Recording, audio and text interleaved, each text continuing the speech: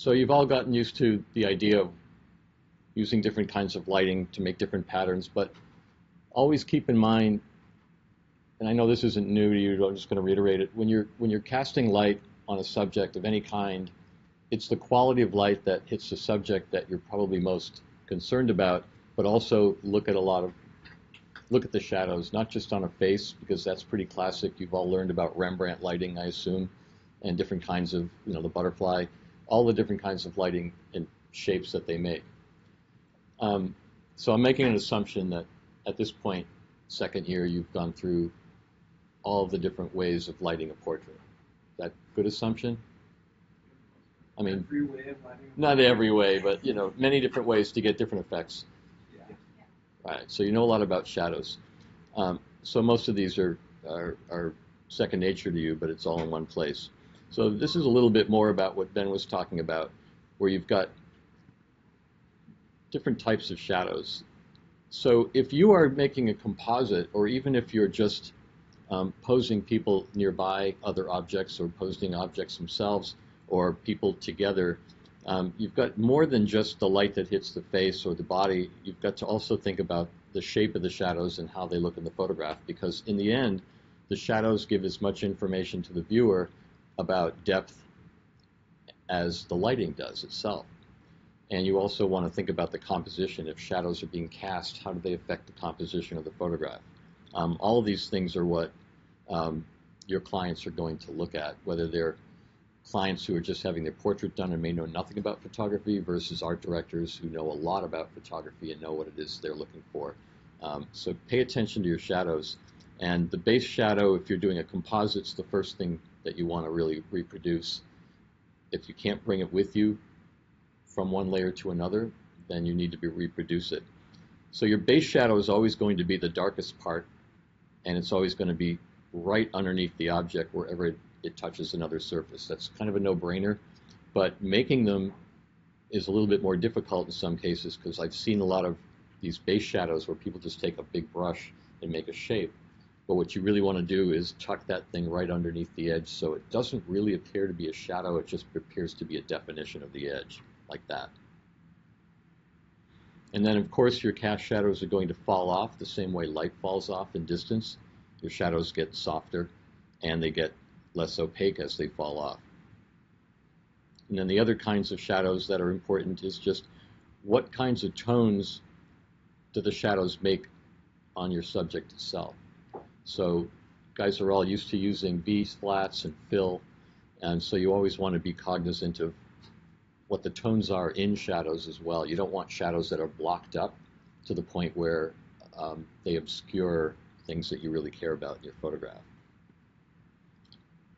And then obviously shadows that are from a distant light source are going to be defined, so they become actually a second element of the photograph, or an additional element in the photograph. So just keep these things in mind when you're posing and bringing your lights closer or further away, or barn dooring, doing whatever kinds of flagging you're doing. What's the quality of the shadow? And of course, bouncing light into a shadow when you want it to be less of a strong element. And then when you're outdoors or even in the studio, if you've got shadows that are cast from an object, you might need to light that ground in order to bring the shadow out or to get its color. And we'll talk more about color in a minute.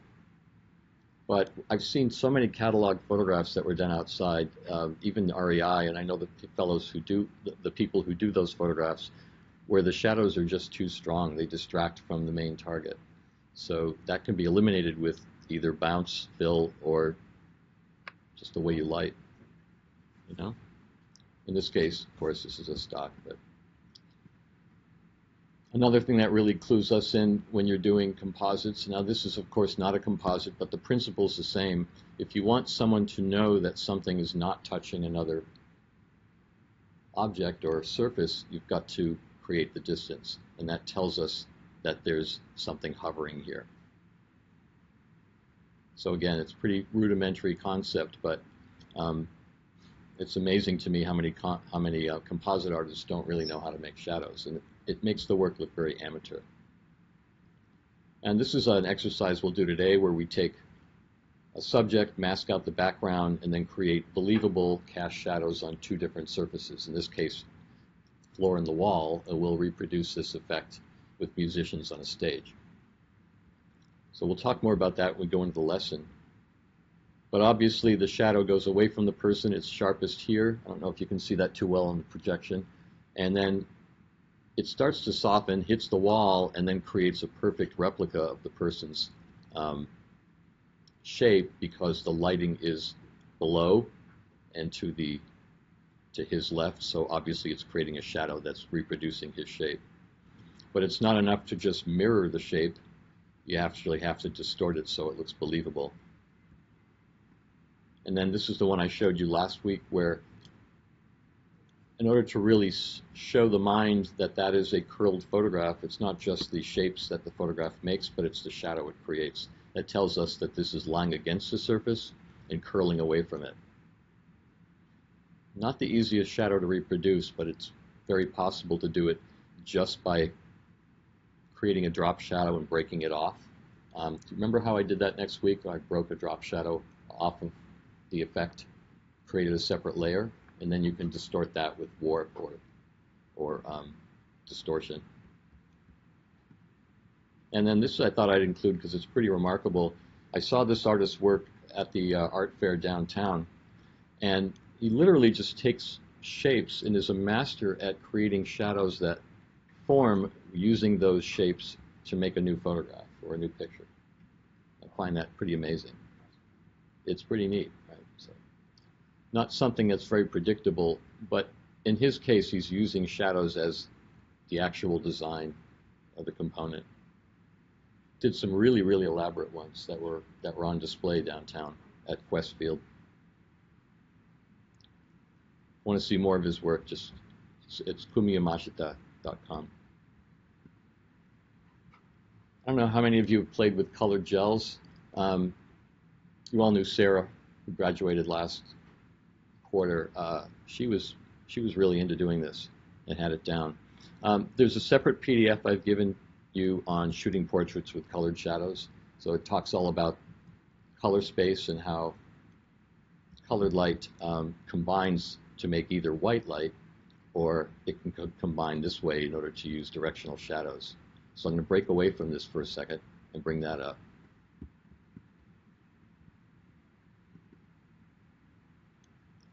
So you can find this in the folder, and it's pretty extensive discussion on using these, creating these effects. So you can really stand out if you use shadows cleverly in your work, and if you do something even a little bit different with them. So making new shapes. So you really just have to, my whole point here is you just have to be really pay attention to the shapes of the shadows you're casting with your work.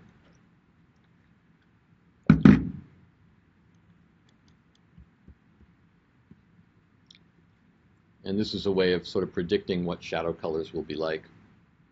Shining a red light on a blue surface is going to give you a shadow of this color.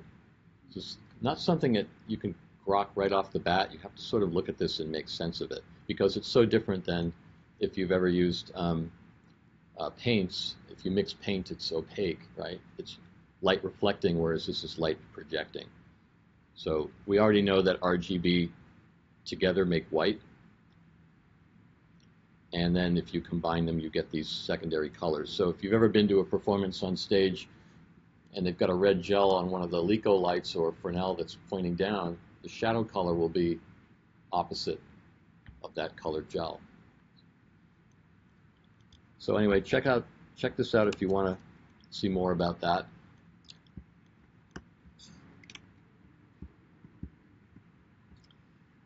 And then I want to get into this, so open this folder, Shadows and Light.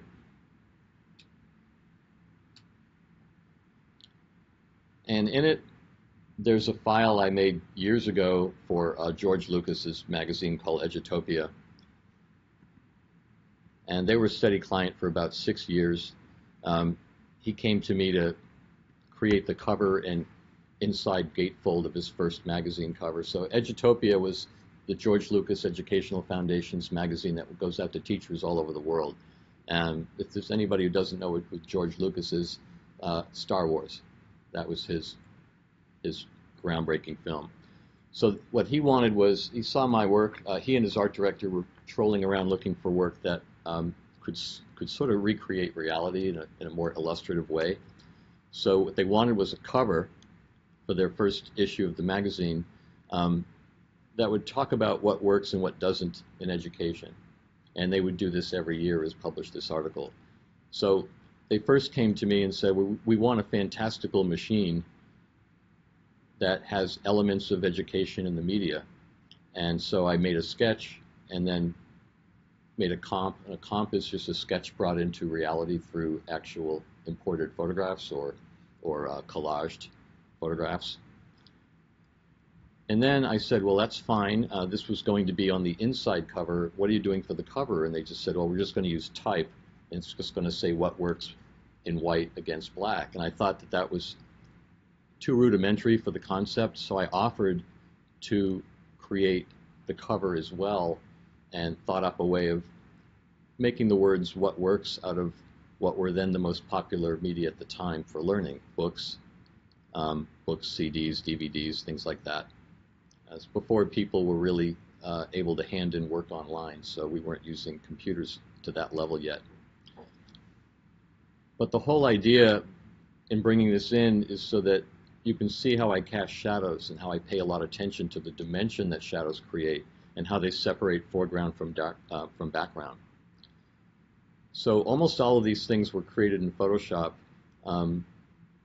This is a photograph of an actual pad, and then I overlaid the type, things like that that are just part of my technique. I didn't really want to bother making a piece of paper that had this T on it, so I just made a single rectangle in yellow. I drew these lines on it very quickly in Photoshop, and then I bent it. So I'm just always after reality, and here's an example of shadow used to create dimension, and this is actually using Photoshop's emboss filter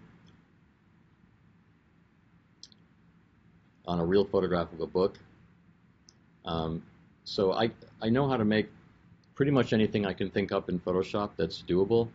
But also I just want to kind of point out the way shadows fall, and this is what they were after, was this kind of simulated reality. So if a shadow falls on something else, the shadow is going to be larger than the object. In this case, these little strings, these copper wires, were all simulated in Photoshop. And then even though this is enlarged and getting kind of pixelated, you get the idea.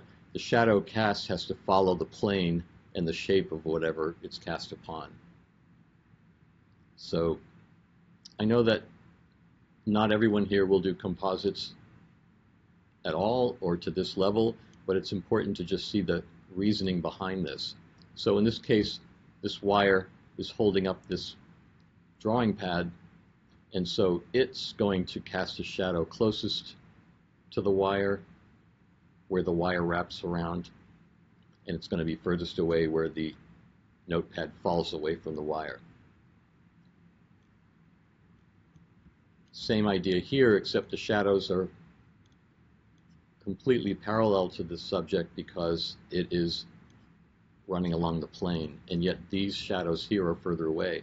And all of those things are just made that way in order to create more realism, because we know more about the relationship between objects based on the shadows that are between them. Same thing here. And then here, there's a soft shadow behind everything. So all these shadows are handmade. There's no way to make them automatically in Photoshop. Here, this is all faked, right?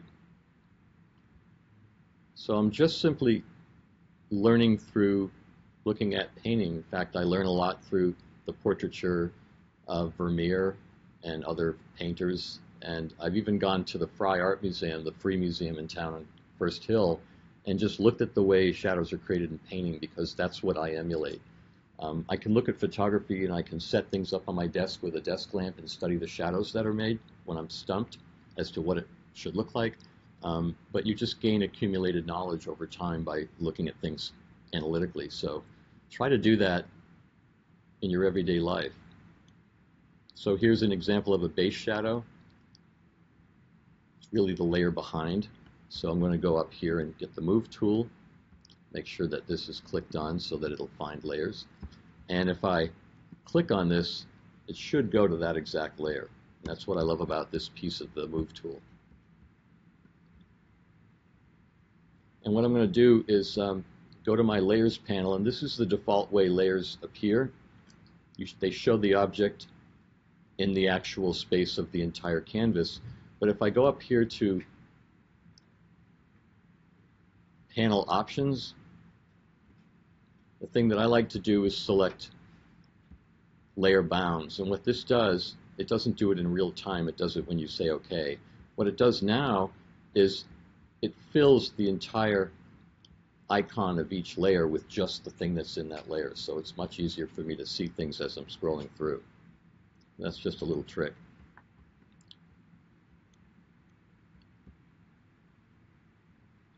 So what I tend to do is paint the layer on separate layers, or paint the shadow on separate layers so I can move it around later.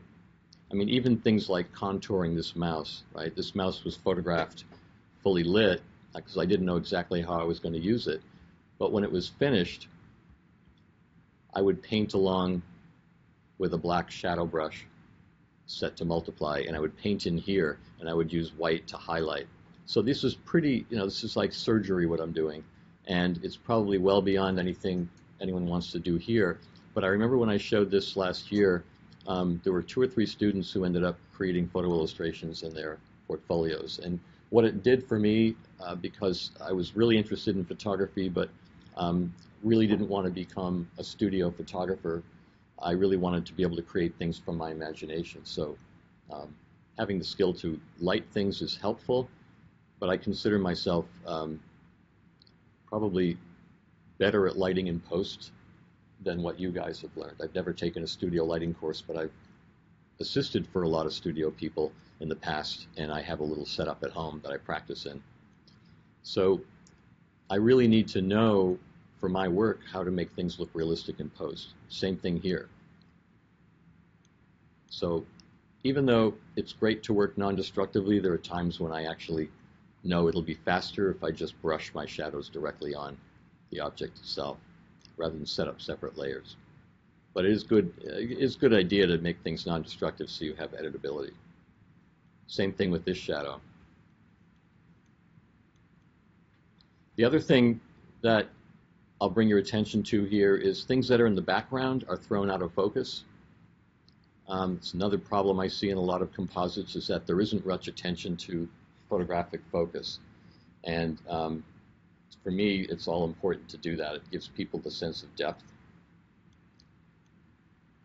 Well, when this was built, we didn't have smart object filters, so I basically had to commit. What's that? Yeah. So the other kind of shadows to keep in mind are the things that are basically adjacent shadows. What kind of shadow is going to be created from things that are next to each other? And since all of these things were photographed or made in Photoshop separately, I have to think about what kind of shadow I need to make. And in most cases, it's just simply a soft cast shadow. But I'm thinking about the distance and the cues that are necessary in order to give people the realistic impression. So I don't do CGI or anything like that, like Ethan was doing. Just have to think about shadows. You see how this one here casts off, and then it goes up the wall, and then the arm itself creates its own shadow. Same thing with this window. Same thing with this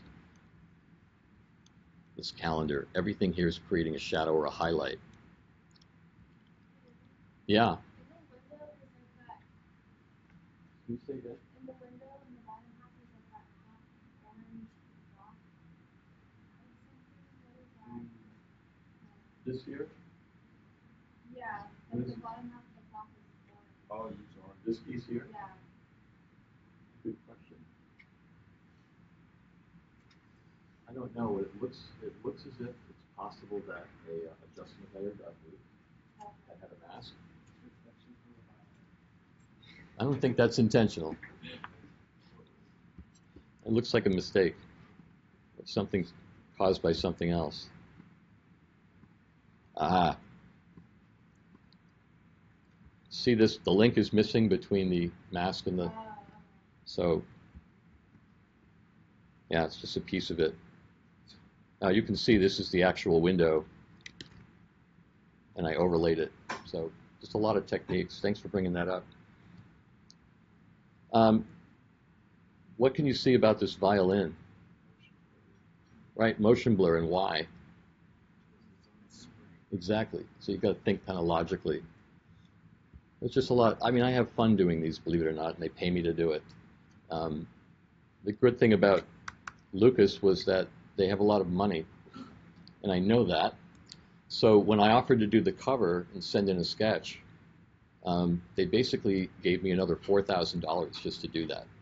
So think of things that you want to do and suggest them to your client. Your clients, you'll always want to fulfill the client's request, but it's a good idea to also, if you have time and they're not standing right there in the studio and you're not paying anybody by the hour to be there, to try your own thing, keep it in the back pocket. And then when you present the work, you can also say, you know, here's an idea that I had. And the more times you do that, the more times they'll hire you back as a thinker, not just as a doer. And that's proven to be 100% true for my work. Having been in photography and design, I can suggest things that the clients themselves may not even have thought of. Sometimes I'm even luckier and I say, can I come in on the direction meeting or sync in by phone and just listen to what you guys are thinking about? And I can always pick up on what's being said in the room, even through Skype, and suggest things. So you become part of the active creative process.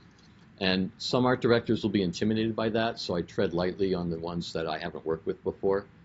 But by and large, I'd say that in about 30% of the cases, I've been able to make more money on a job by suggesting things that I knew I could pull off that they hadn't thought of. And it's something I love to do.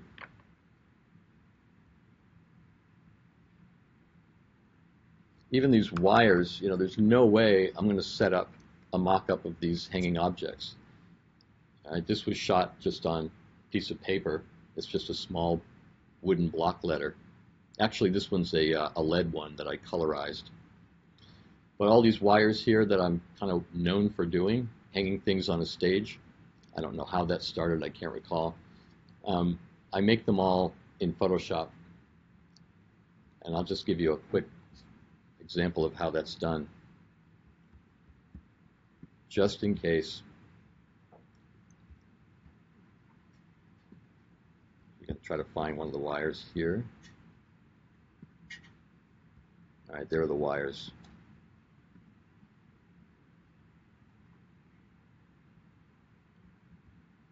Make a new layer.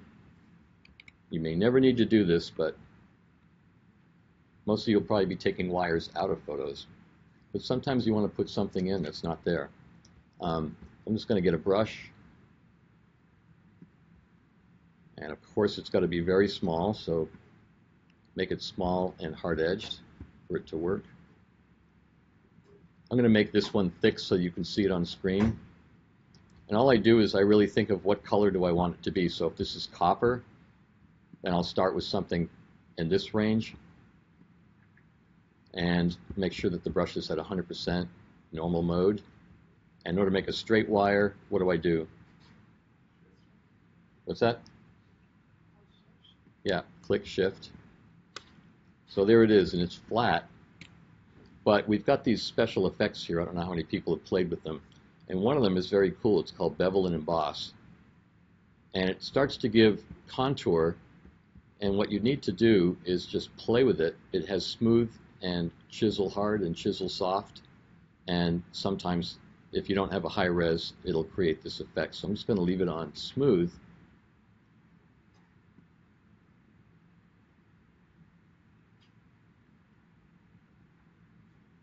And I can determine how much highlight I want, how much shadow. It starts to build dimension. Just by moving size up, it starts to become round. And I like a little bit more highlight than this. This is on screen. I can put it on color dodge and it becomes a much hotter highlight and keeps the color of the metal. So these are the same effects that you'd be using on your actual layers or layer blends, but I'm using them also to augment the way this bevel and emboss draws here.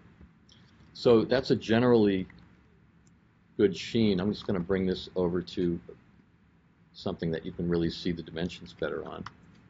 I know that this is sort of a low-res piece, so you might see some pixelation, but the other thing that I'll do is if I wanted that to look like it was really metal, what else besides highlight and shadow along the length of it needs to happen? If you shined a spotlight on a metal pipe, what are you going to see? What's that? Highlight. A highlight, right? Something hits a surface that's glossy, it's going to show it back. So in this case, I could decide, do I want to do it completely non-destructively and have editability, or am I experienced enough to just put it on directly? In this case, I'll just show you the destructive method, and that is I just simply load a brush with white, bringing up the brush size. Here I'll do a soft edge brush. Lower the opacity of the brush. Turn it to one of the lighten modes, in this case color dodge. I'll try that one. And there's one other thing. If I brush right now, it's going to go everywhere. And that's pretty heavy-handed as it is. How do I make it so that I only brush within the edges of this pipe or this wire? What's that? Mask. That's one way. I can either command-click, and the layer has selection edges, and that way I'm limited to doing it just within those edges. And by the way, you remember how to turn off the marching ants when you don't want to see them? Command H, hide. You just have to remember it's there, otherwise you'll get confused as to why you can't paint somewhere else in the image. But there's another way of doing this, and that is there's this little guy up here, it's called lock, and it's got a little checkerboard, and the checkerboard there is to indicate transparency. If you click on lock transparency, it shows here that there's a lock been put on this file, and now you can only paint wherever there are pixels in that layer. So you may never need that technique, but I'm just showing it to you because it's there. I'm going to try screen because it's less aggressive, and I'm going to lower the opacity. And here's another reason why the Wacom tablet can be helpful, because I can stroke with varied pressure, whereas if I'm using my trackpad as I am now, I'm stuck with whatever opacity is up here. So already that starts to add a little bit of a sheen to the pipe.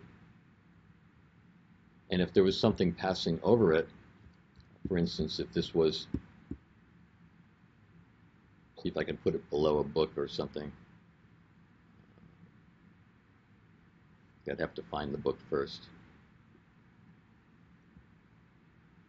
All right, this will simulate the idea that I'm trying to get across. Well, here it is passing behind this book. Well, it was. Try it again.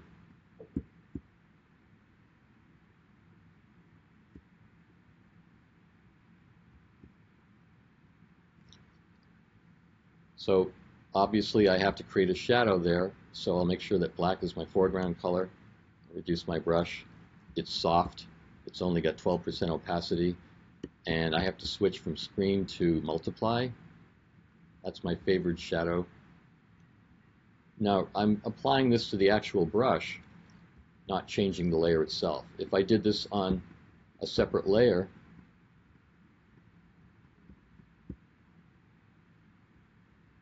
then it would act differently. But here's the thing. Once I put it down, it's down until I go back to history. I can also change the opacity using the keys above. So if I hit 3, it goes to 30%. It's much quicker than going up here and scrubbing the word opacity, or the old school way of using a slider. So get used to using the scrubbing method if you want to quickly change opacity or any number in Photoshop.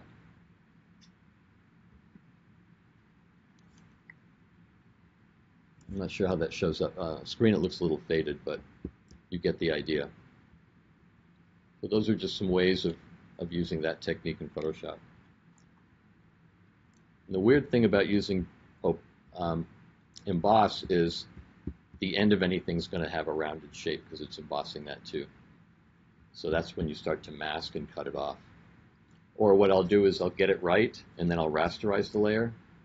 Right, so I'm holding down my control key or right click and I can rasterize the layer style, and now I can mask that. In this case, fade it out if I want. Anyway, that's a little bit much, but I just wanted to give you an idea of how these things are created in case you wanted to do something like that. Same thing with the type.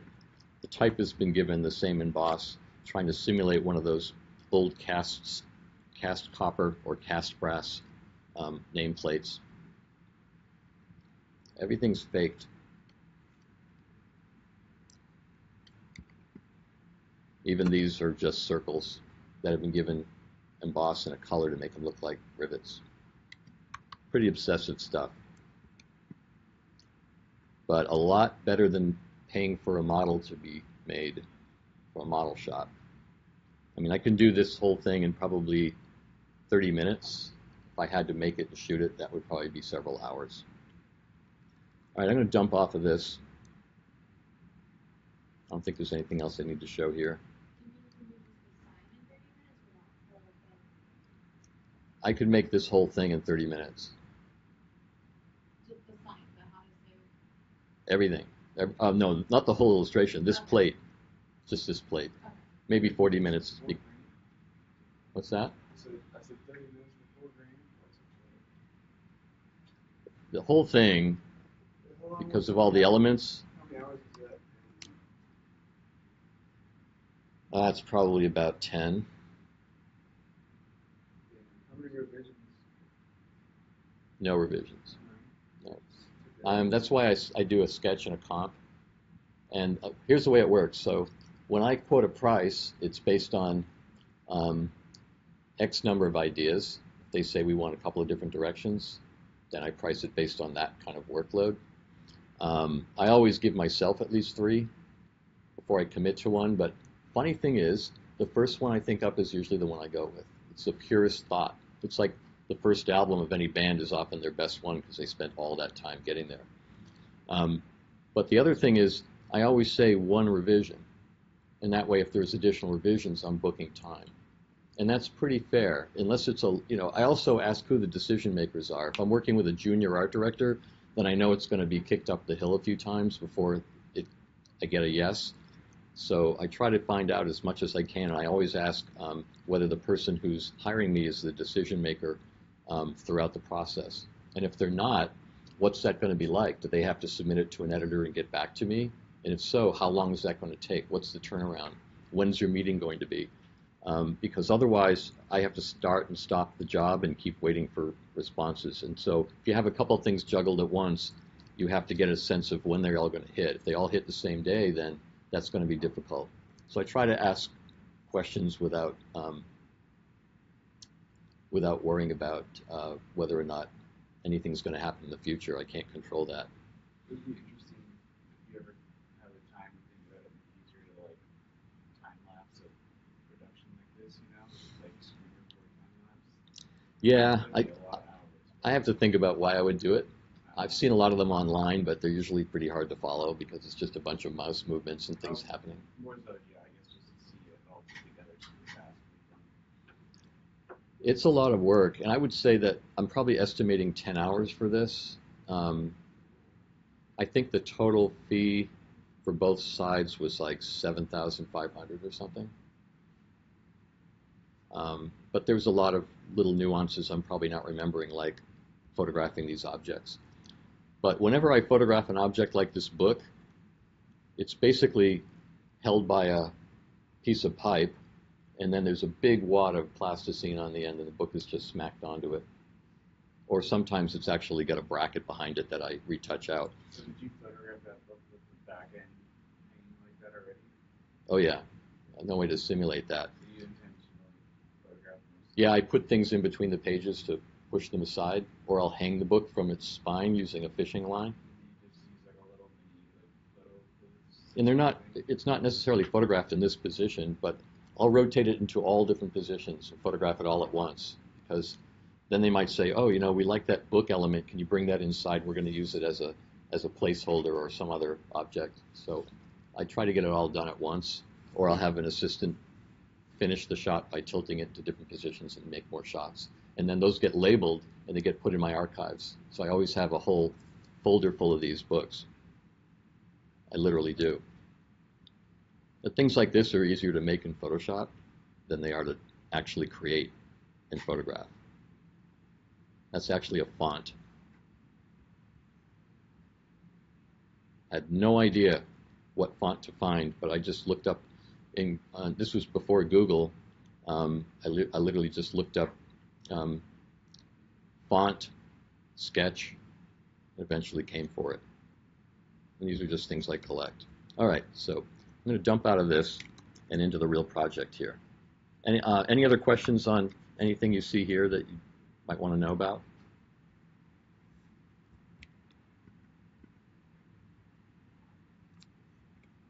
So yeah, the blurs are made just to signify action. So it's actually a lot of fun to do these. I find it satisfies the engineering part of my brain, the creative side, and the application side. You just go straight like out on and making them, or do you like? No, they're billed by it's billed by the job. Is that what you mean? Oh, like I mean, like do you when you make these, or do you just like straight through do them as like as long as you can, or do you like take breaks? Man. If I'm really grooving, I'll be working till 3 in the morning. It just depends on what I need to do and when it's due. The thing about editorial is sometimes it's got a really short timeline. This had like a 4-day timeline. So, and also if it's a rush job, up goes the price whenever possible. But this was my first job with them, so I was kind of feeling them out and getting a sense of what their budget lines were. And then after we kept working, they started sending me on shoots, so just kind of build up a relationship. When the magazine went online, everything changed. They were using more stock photography. The art director who I loved working with on all these, she left. She went to a magazine, I think it was Business 2.0 or something like that. Always follow your clients.